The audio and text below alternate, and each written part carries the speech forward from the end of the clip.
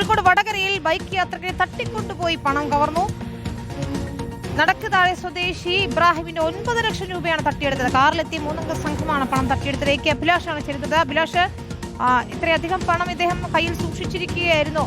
തട്ടിക്കൊണ്ടുപോയവർ ആരാണ്? എന്തെങ്കിലും വിവരങ്ങൾ ലഭ്യമായിട്ടുണ്ടോ?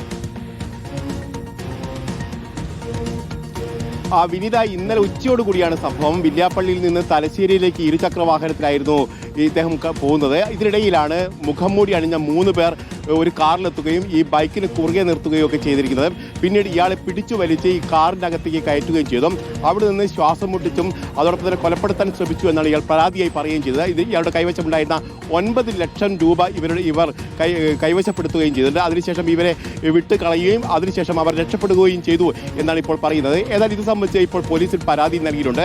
പോലീസ് ഇത് സംബന്ധിച്ച കേസും എടുത്തിട്ടുണ്ട്. പക്ഷേ പോലീസ് പറയുന്നത് ഇത് ഏതെങ്കിലും തരത്തിലുള്ള ഹവാല പണമാണോ എന്നുള്ള സംശയം കൂടി അവർ പങ്കുവെക്കുന്നുണ്ട്. ഏതായാലും ഇക്കാര്യത്തിലൊക്കെ അന്വേഷണം നടന്നുകൊണ്ടിരിക്കുകയാണ്.